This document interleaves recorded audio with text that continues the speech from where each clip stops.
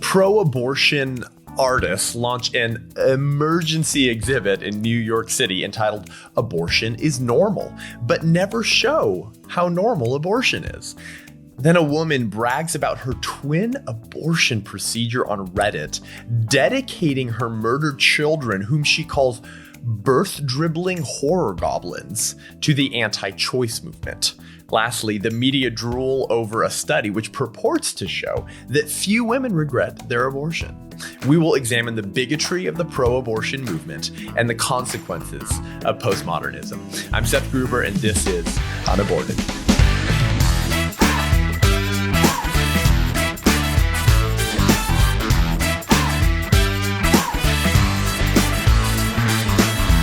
Welcome to UnAborted with Seth Gruber. Thanks for tuning in today. Wow, it is episode 30 now. This is exciting. Thank you for all of those of you who have been following UnAborted since the beginning. Hey, recently I've got some abortion crazies who have been trolling my podcast, leaving me 1 stars and writing up lies about how I yell at women and I shame women. And so if you want to help out this show and help us reach more people, climb the rating reviews charts on iTunes and other podcast platforms, go ahead and give us 5 stars. Let us know what you think. Leave some positive reviews, and that really helps us here at UnAborted. So, abortion is normal.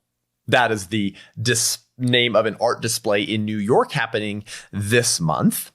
And according to Calvin Freeberger over at LifeSite News on January 16th, the new art exhibit in the Big Apple purports to combat abortion stigma and raise money for the nation's top abortion chain with the title and message, "Abortion is Normal." Organized by the group Downtown for Democracy and running for the rest of January, the self-described emergency exhibit bills itself as an urgent call to action exhibition to raise both awareness and funding in support of accessible, safe, and legal abortion.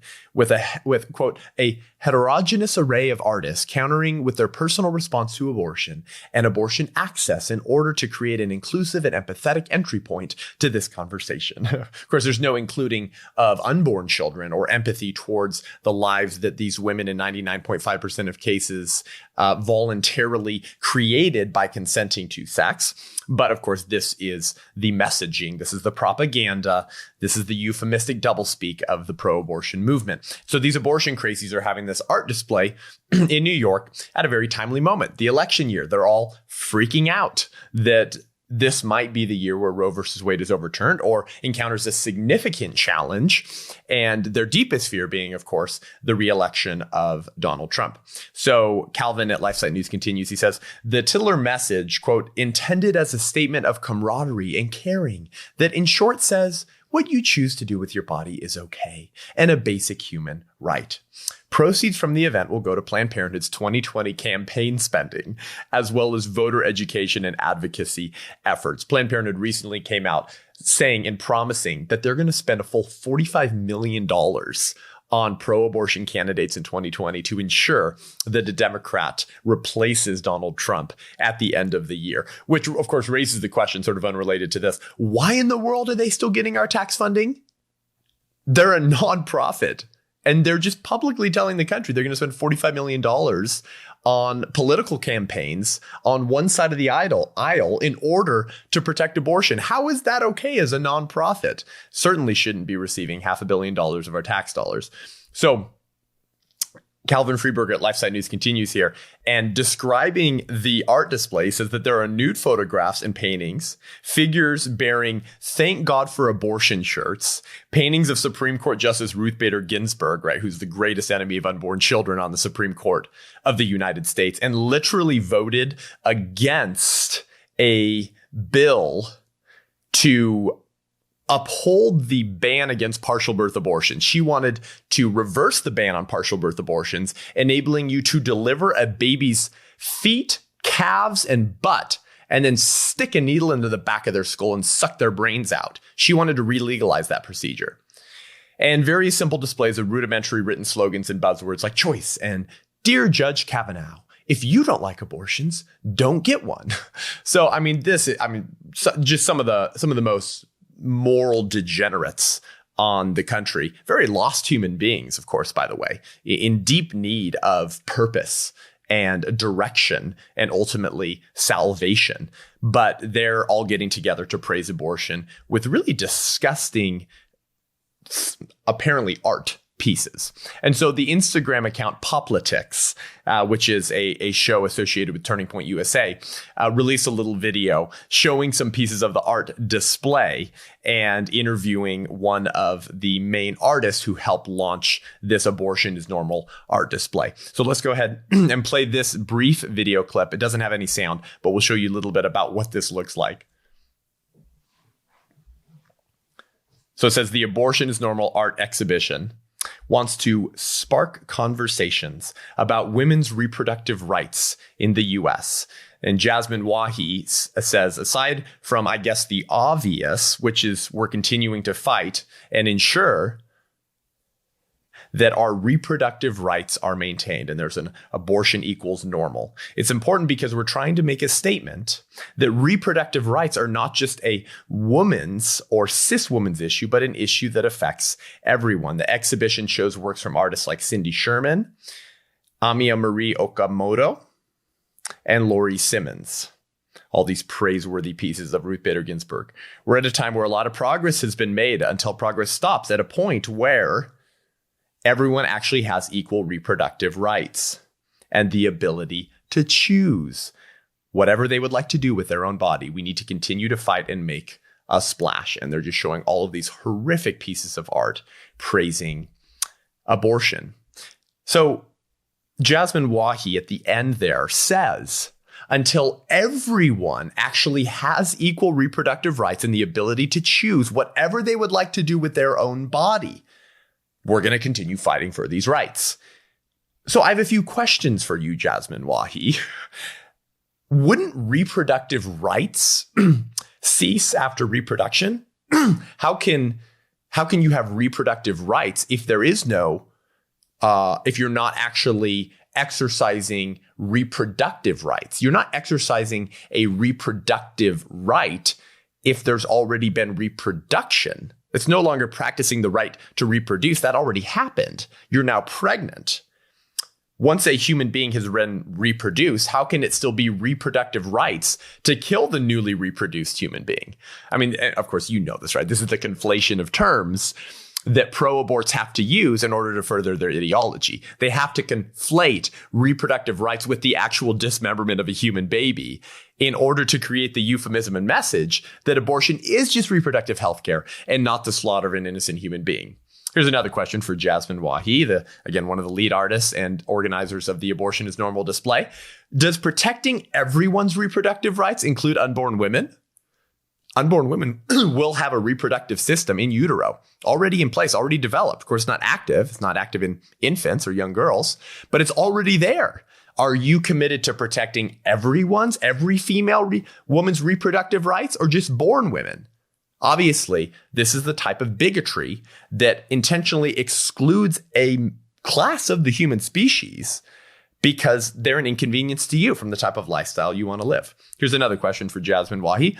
Does protecting everyone's ability to choose whatever they would like to do with their own body, she says, include the unborn child's body? How is it that it is just for your bodily autonomy to compromise someone else's bodily autonomy? Is it my bodily autonomy if I choose to swing my fist at your face? No, nobody has the right to that type of bodily autonomy, not when it compromises or harms someone else's bodily autonomy. Of course, without proper justification. Of course, if you're attacking my family, I'm going to hurt you, and that's perfectly justified. But of course, there is no proper justification to utilize your bodily autonomy to intentionally harm an innocent human being that does not pose a threat to you and an action which is not justifiable.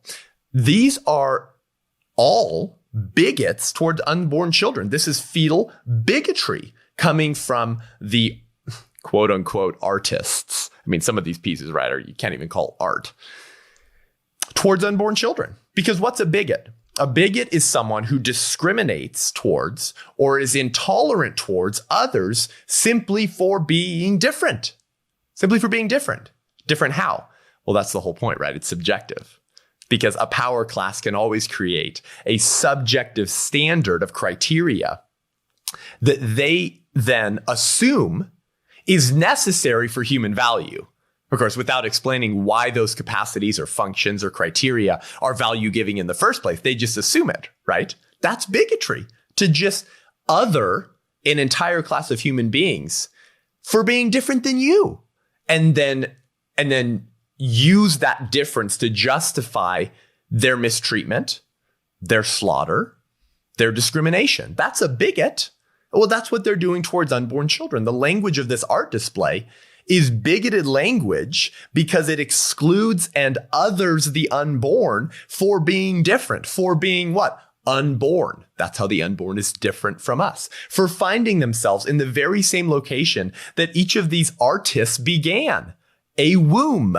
Right? That's why the name of the show is UnAborted. We all came from wombs, but we were unaborted. Our mothers made the right choice. That's the Reagan phrase. I've noticed everyone who's for abortion has already been born. There's a deep irony to those who promulgate abortion because they're promulgating the slaughter of a class of human beings that are just like you once were, unborn human beings. So Live Action News on January 13th reports a quote here from Jasmine Wahi, one of the lead artists, of course, who we just discussed. And she explains that the motivation behind the exhibit is a reaction to the restrictions being placed on abortion in various U.S. states. Jasmine Wahi told Art News, quote, "Our sentiment is that abortion is part of health and reproductive justice," right? This is the Julian Castro, the recently failed and dropped out presidential candidate who called abortion reproductive justice at one of the Democratic presidential candidates. So she says it's part of reproductive justice, and anything having to do with reproductive justice has to do with body autonomy and body sovereignty. Therefore, any type of medical procedure, anything that affects one's body, that is their choice to do, should be normal. So abortion is normal. Abortion is reproductive justice. Abortion is bodily autonomy, despite the fact that you are literally destroying and compromising an unborn child's bodily autonomy. And this gets to a very important philosophical observation in the abortion debate. Pro-aborts call abortion normal, and they have to in order to garner up sympathetic supporters for their cause, don't they? Because when you describe abortion for what it really is, the intentional, painful dismemberment of an unborn human child, if you call it genocide, if you call it bigotry and discrimination, more people will see that that's true, that that's what abortion really is, and you won't get the kind of support that you need. So abortion may be common, but it's not normal. And that's, I think, an important observation that we have to point out here. There is nothing normal about killing your child. Now, it may be common to kill your child through abortion. It certainly is common. There's roughly 1 million abortions a year in the United States of America. But that doesn't mean that it's normal. There's nothing normal about that. Normal assumes the correct way to live, right? Normal assumes some type of moral compass. It's not normal to own slaves. It's not normal to beat your wife. It's not normal to sexualize children or force them into the sex industry. All of those things may be common, but they're not normal. It is not normal to kill an innocent human being, and certainly not without proper justification. Abortion is certainly common, but it's not normal because it goes against the most fundamental human values, which is to care for the vulnerable, which is to care for your own biological family members that you helped create. But if abortion is so normal as these abortion crazies in this art display in New York claim, then show us. If the thing that is normal is abortion, then show us abortion. It's ironic, isn't it? The very thing they are attempting to normalize is the very thing they refuse to show us. What's the point of that? If you were trying to normalize anything else, wouldn't you show the very thing in question?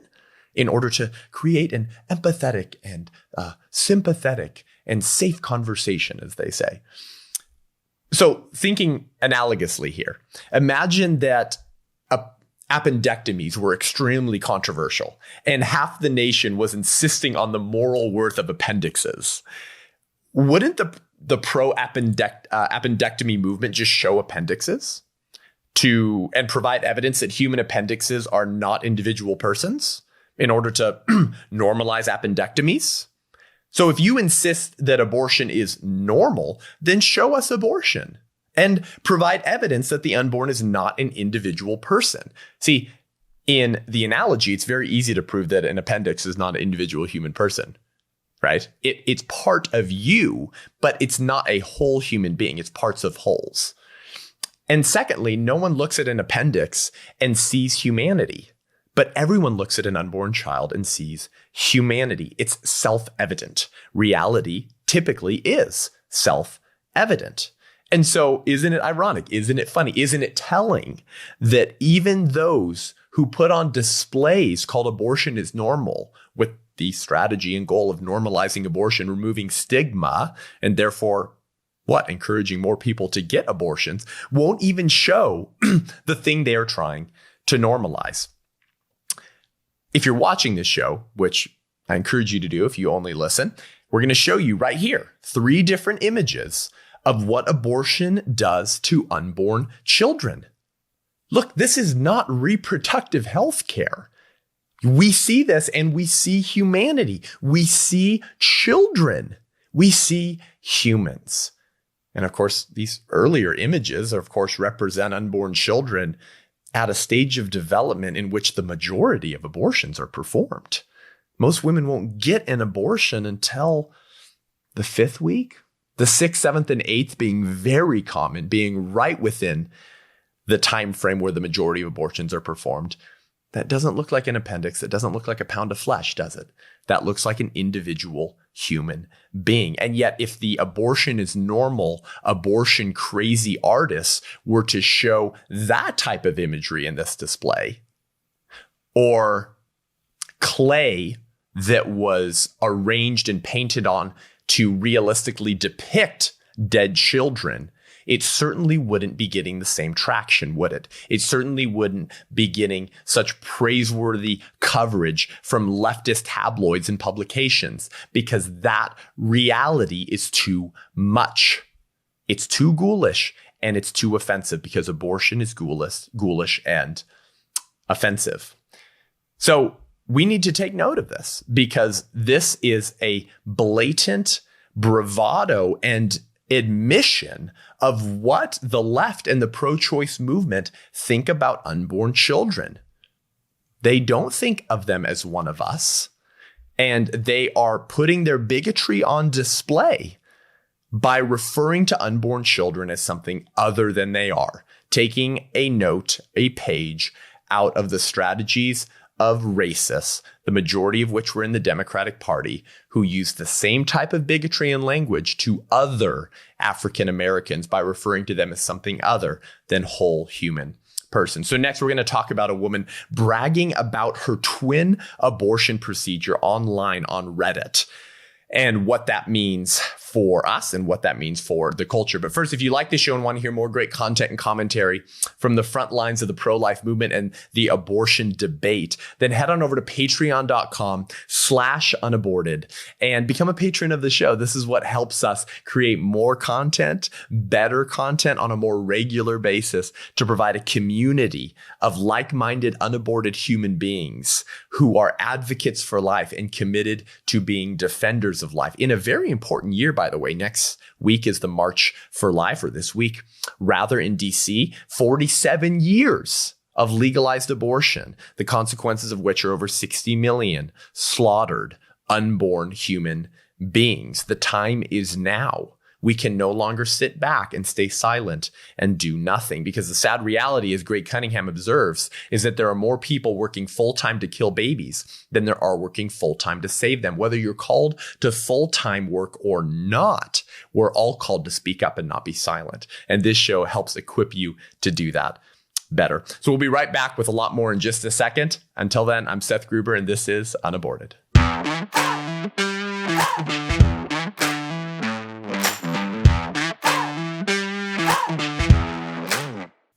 Welcome back to UnAborted with Seth Gruber. So more of this blatant bigotry from the pro-abortion movement in their, frankly, honest admissions on how they view unborn children.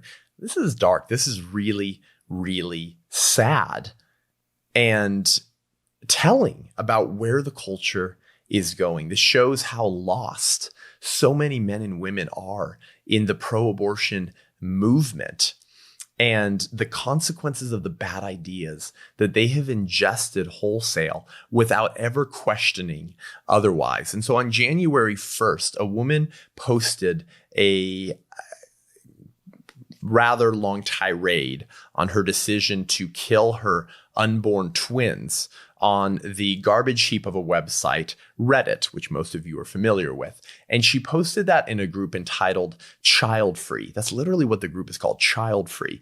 Here's a description of this group on Reddit. Discussion and links of interest to child-free individuals. Child-free refers to those who do not have and do not ever want children, whether biological, adopted, or otherwise. And there are lots of groups like these on the internet. These are really some of the darkest areas of the internet. These are places where people will say things that they would probably never say to any of their friends or family members face to face, unless those individuals are also part of a group like this. These people are actual child haters. I'm not joking. This is not just like a group of people who have just opted out from reproduction, who just, personally in their own life prefer not to have children, but otherwise they have no problem with children. They've just decided not to have children. That's not what these kind of human beings are. These are actual child haters. There are comments on this thread that are just outright attacking the unborn, calling them parasites. A common phrase in this thread was delete the fetus.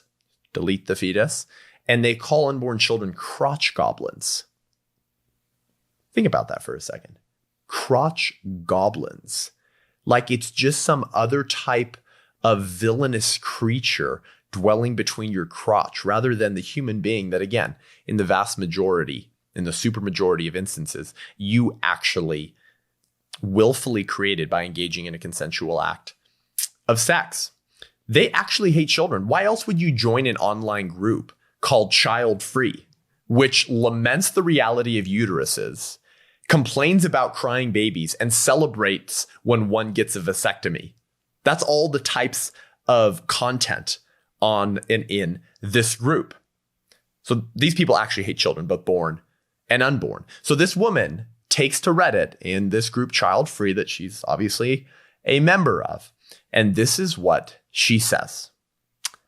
I am on my way to Planned Parenthood to purge the two parasites that somehow implanted into my uterus despite me being on the pill. I can't effing wait to stop being nauseous and throwing up and being unable to keep my water down. I can't wait to be rid of this hyperemesis that destroyed my Christmas and ruined my New Year's Eve and is ruining my life. Of course, saying that she's nauseous because of being pregnant. I can't effing wait to be done with the anxiety of knowing that these things are in my uterus and knowing that I will not have to birth dribbling horror goblins. Will not have disgusting leaking breasts, will not go home from the hospital in a nappy and with a stitched up vagina. I will not have postpartum depression or be left disfigured with stretch marks. My relationship with my significant other will not be ruined. I am dedicating this double fetus purge to the anti-choice movement because no matter how hard you try, you will not force us to be your handmaids. Happy 2020. That's what this woman says.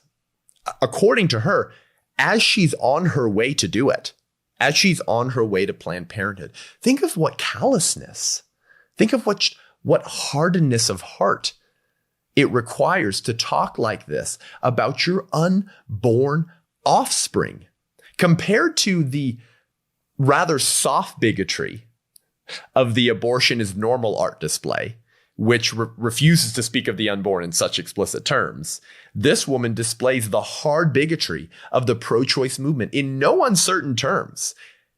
This woman gives words to the bigotry of the entire pro-abortion movement, many of whom are unwilling to speak so honestly about how they view the unborn. But make no mistake, pro-abortion activists, leaders, and advocates would not take issue with anything she said here. In fact, many of those pro-abortion advocates were the ones responding on the thread, praising her choices, referring to the children she was about to kill as crotch goblins and parasites, and saying that I'm drinking with you tonight, celebrating your abortions.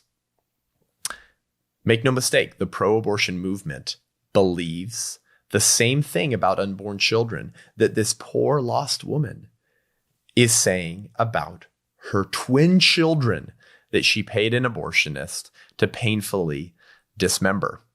Whether the abortion industry and the pro-abortion movement admit to hating unborn children or not, what is more hateful than dismembering a human baby simply because they got in the way of your idealized lifestyle? Again, most abortion advocates, including those in the abortion is normal art display, would not speak so honestly about how they view unborn children.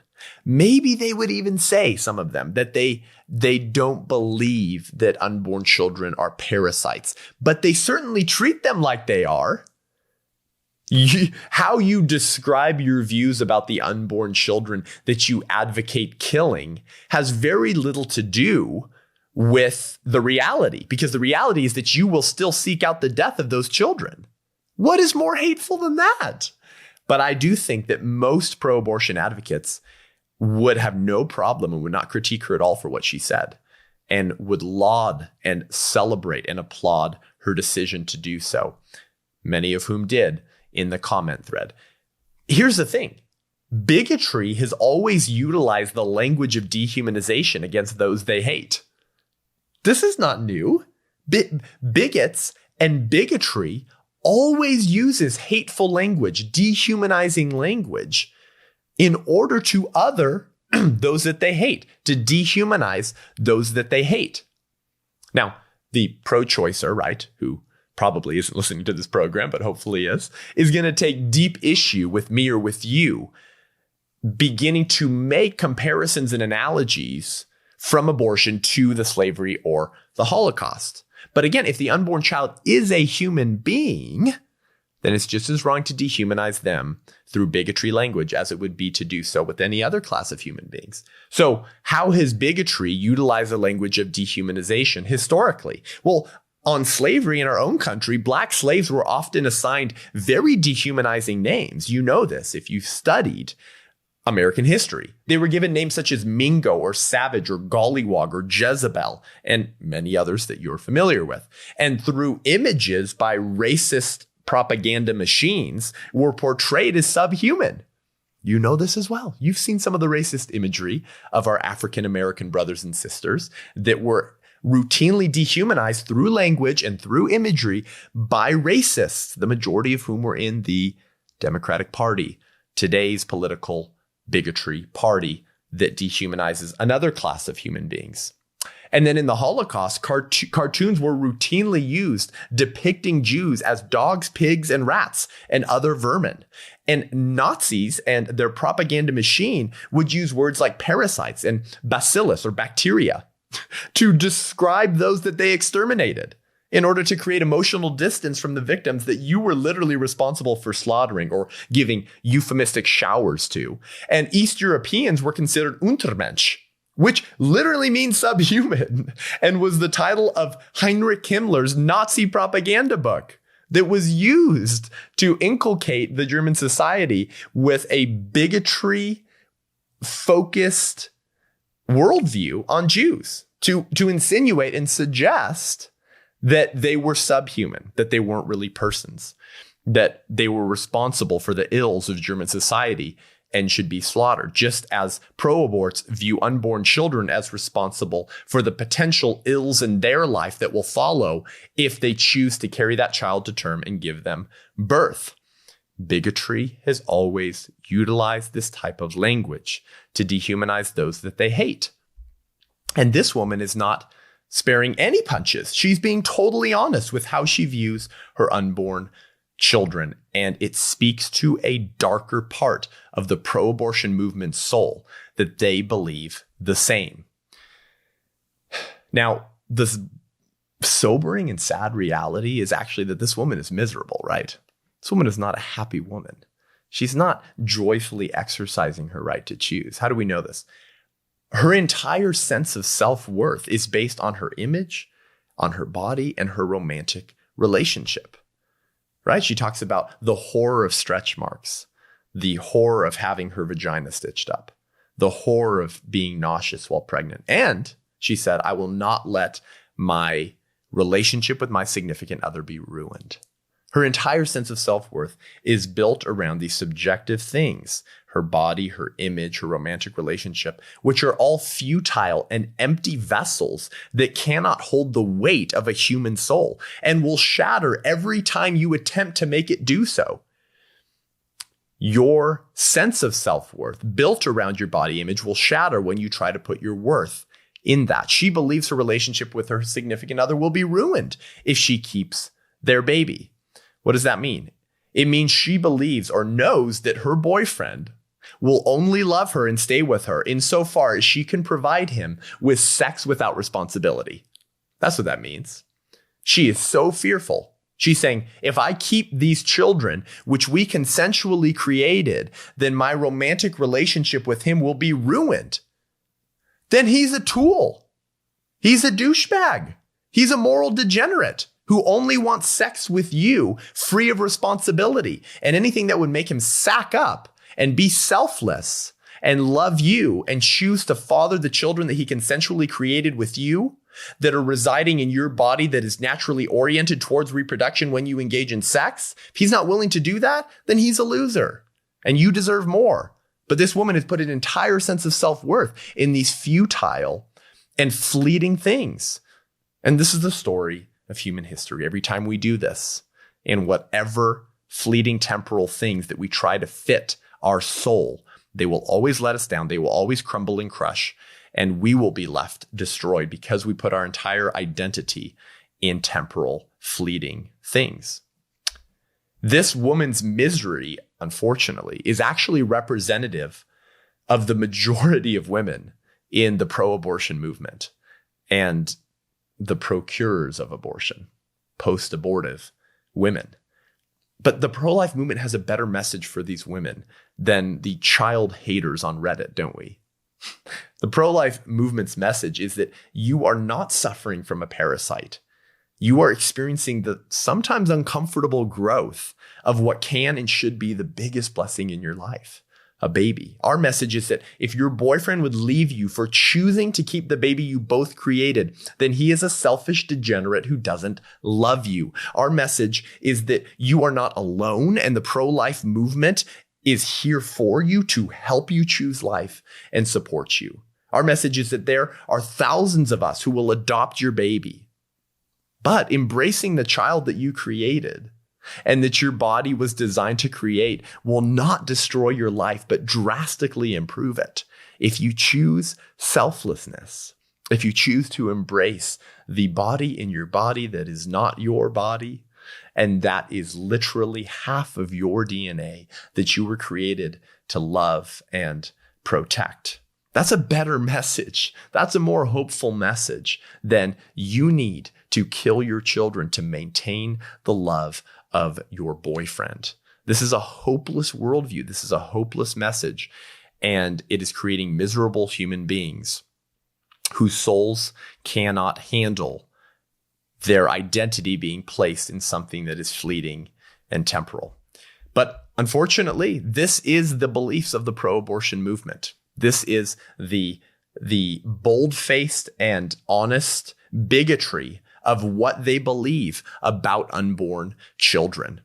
And until that becomes apparent to more Americans, then we will continue to have abortion on demand until you, the church, the people of faith who believe that all human beings have intrinsic value, rise up and oppose these ideological opponents for their commitment to slaughtering unborn children, then we will continue to have abortion. So that leads me into an exciting announcement I have for you. I've teamed up with my new friend, Sarah Vienna, for a pro-life church tour. Sarah is an international speaker and singer and who works in Romania and the States defending the cause of the needy from unborn to elderly. And so we're teaming up for this I'm Alive church tour, which is named after Sarah's song, I'm Alive, a message from an image bearer of God in her mother's womb to her mother.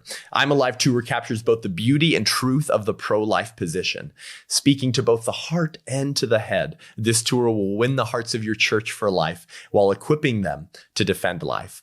Based on biblical truths, I'm Alive can help your church create a culture of life that fights for our unborn neighbors and their mothers and fathers. Happening summer 2020, this tour will fill up fast. So if you want to bring I'm Alive tour to your church, email us at imalive tour@gmail.com. That's imalive tour@gmail.com for questions and bookings. We'll be right back with a whole lot more.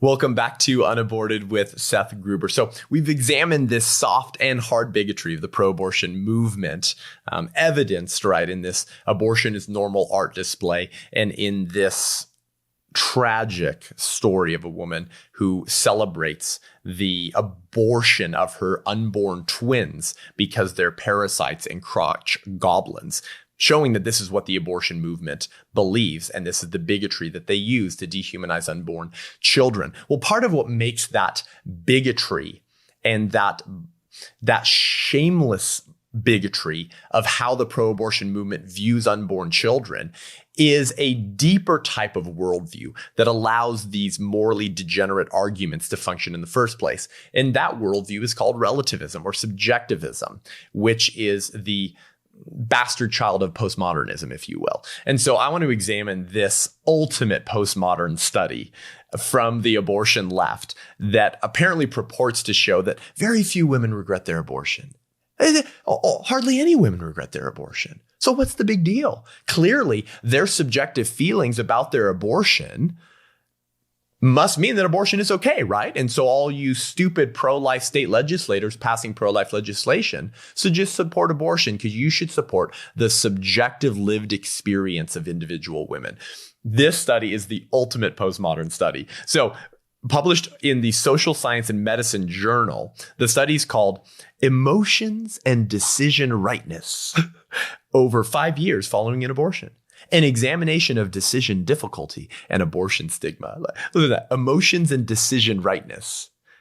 Linking the rightness of your decision to your emotions. It's the ultimate postmodern study, an ideal me study for a postmodern world.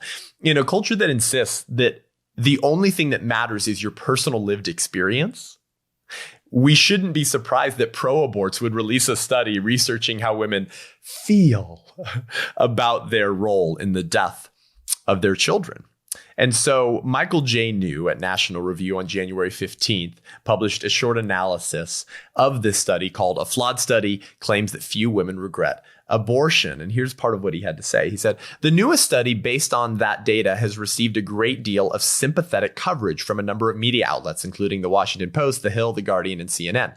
But most of the coverage has paid little or no attention to the limitations of the research. For one thing, the Turnaway study is conducted by the group Advancing New Standards in Reproductive Health at the University of California, San Francisco, the greatest academic enemy to unborn children in America, which typically procures research with a pro-abortion bias. So let's do a quick reminder here, okay?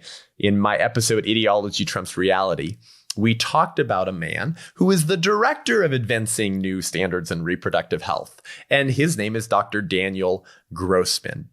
Dr. Daniel Grossman is an abortionist and the senior advisor of IBIS Reproductive Health, an organization which receives funding directly from abortion pill manufacturer Danko Laboratories.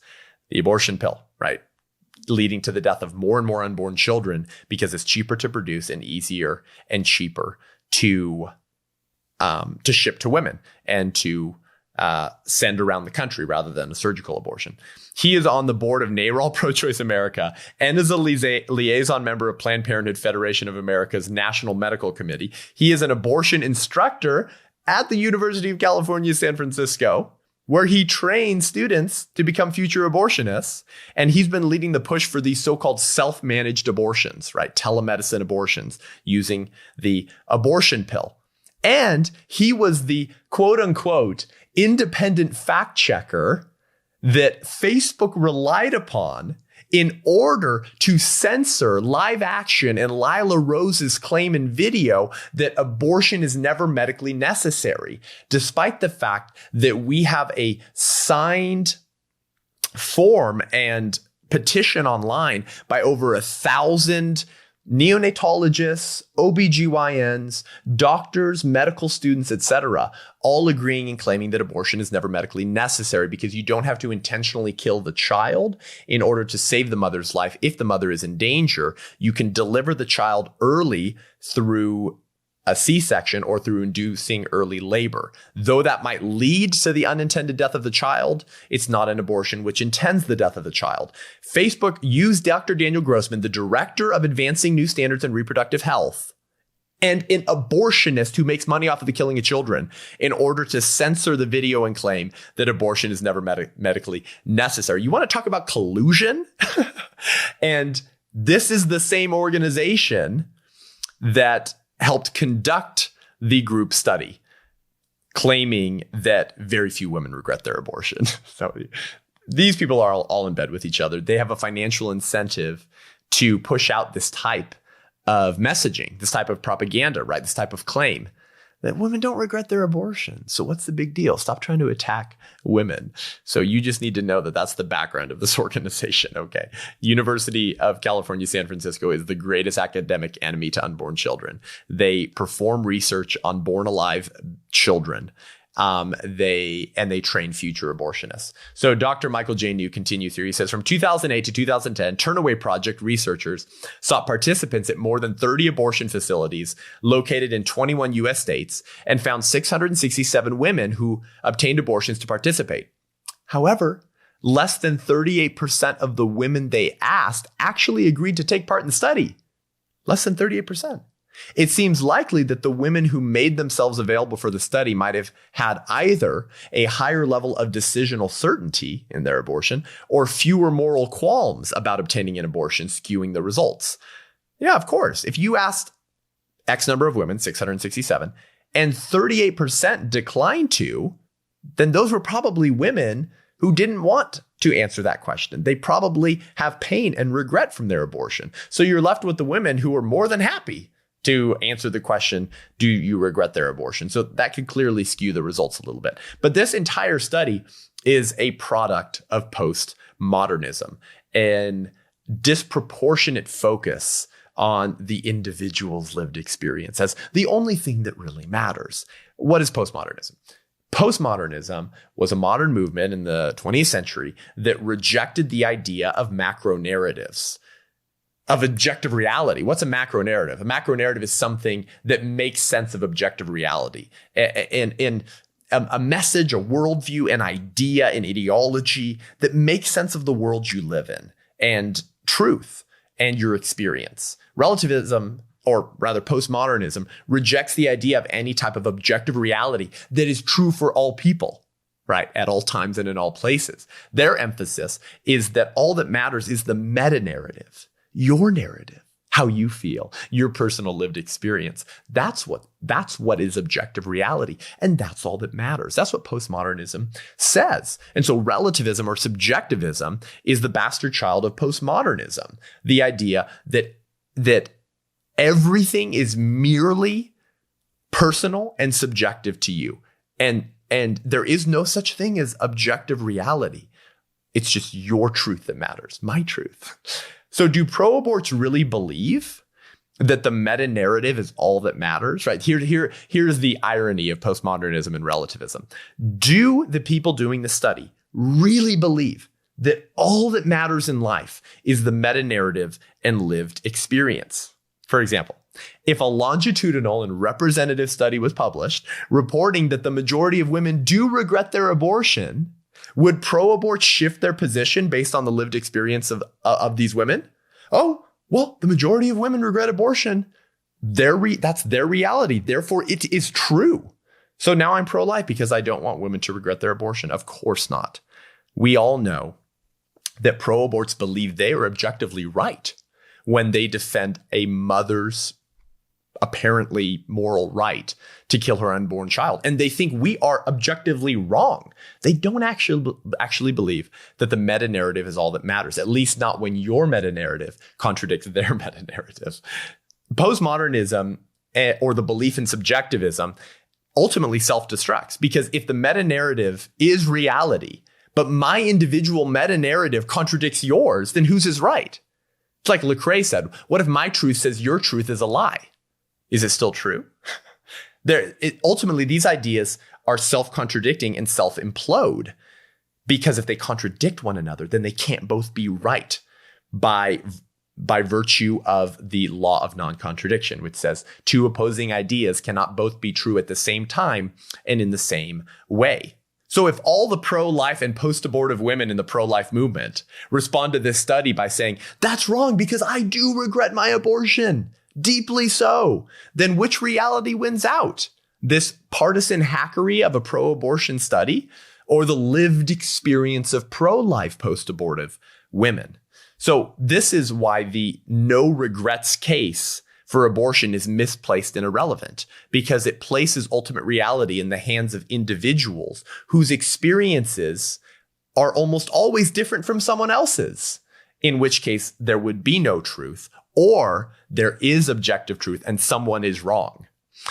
So they actually tell us one of the reasons for this study. In the study, according to the authors, they say claims that abortion is inherently stressful and causes emergent negative emotions and regret undergird state-level laws regulating abortion in the United States. So what are they saying? They're saying one of the reasons for these pro-life laws emerging from pro-life states all around the country is based on the claim that abortion causes negative emotions and effects in women, and that they regret them. So what are they kind of saying? What they're kind of saying is we're going to try to disprove the notion or assumption that women regret their abortions and it has a negative emotional effect on them. Because if we can do that, then maybe we can destroy the foundation, the ideological foundation that these pro-life laws are built on, and therefore garner up more support for abortion ideology and the pro-choice position and the pro-choice movement,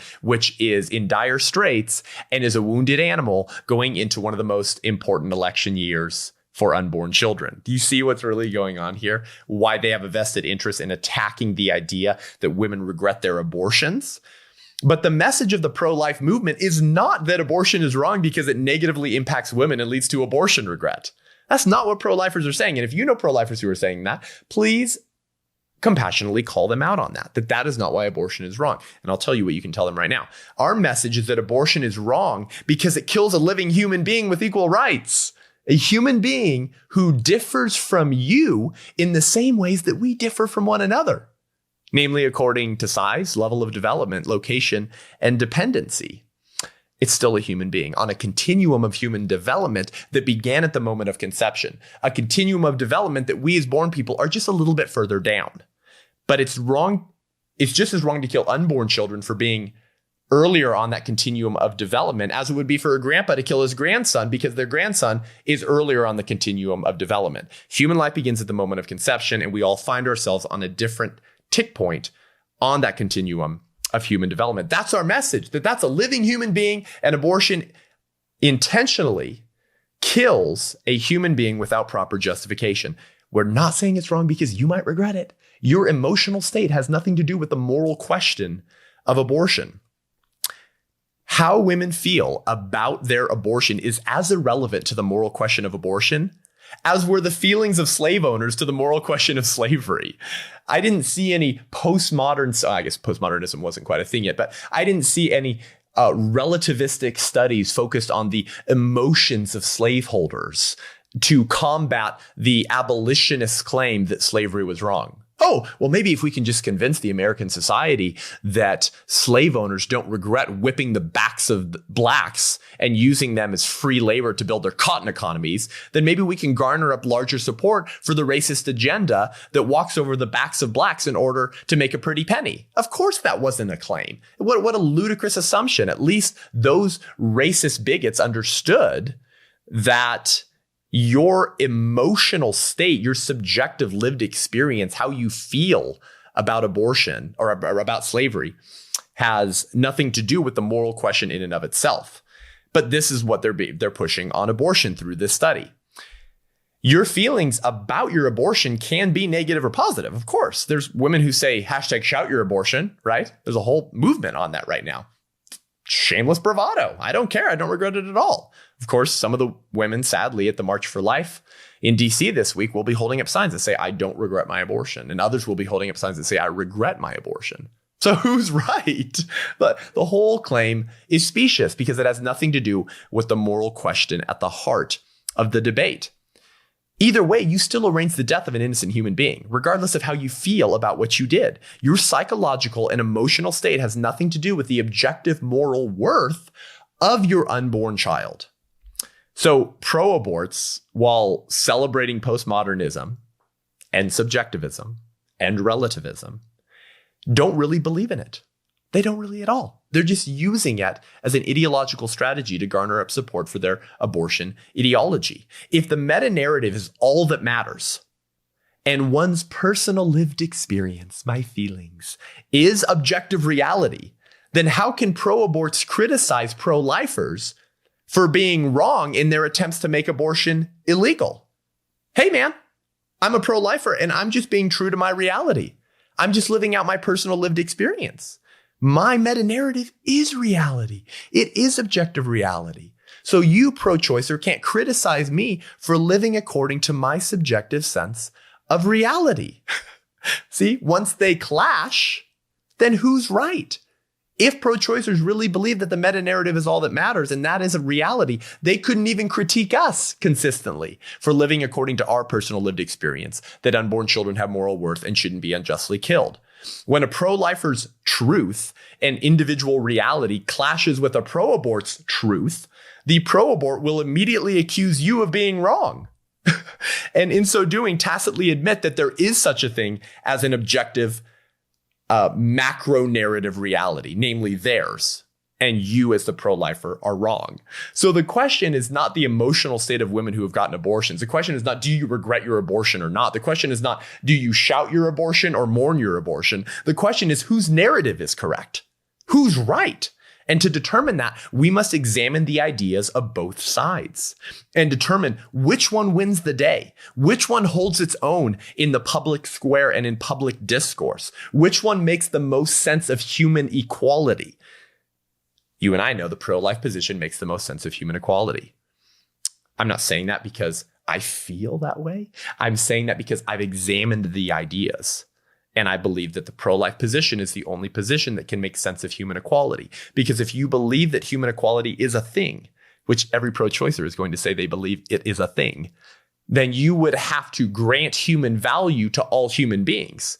Because if some human beings don't have human value, then you don't have human equality. It's only by granting human value and a right to life to all human beings that you can maintain human equality. Well, all human beings would have to include unborn human beings who are biologically human. Now, I can make a longer defense of the pro-life position, but that's the question at stake. Whose narrative is correct? Let's examine the ideas, let's make our case, and let's see whose narrative wins the day. Because someone is wrong and someone is right. There is an objective macro narrative that makes sense of reality, of human experience, and of the lives of unborn and born human beings. Well, that's all we have time for today. Thanks for joining me today. Head on over to iTunes, Spotify, YouTube. Give us a rating and review. Let us know what you think. Help us fight the abortion crazies who troll this podcast to drive down our ratings. And if you want to learn more and engage with me online, head on over to sethgruber.com. That's SETHGRU, B as in baby boy, ER.com to sign up for my newsletter to get pro-life training content and encouragement delivered to your inbox. My speaking schedule, if you want to come hear me speak live and local, and for training videos and content. Until next week, I'm Seth Gruber, and this is UnAborted.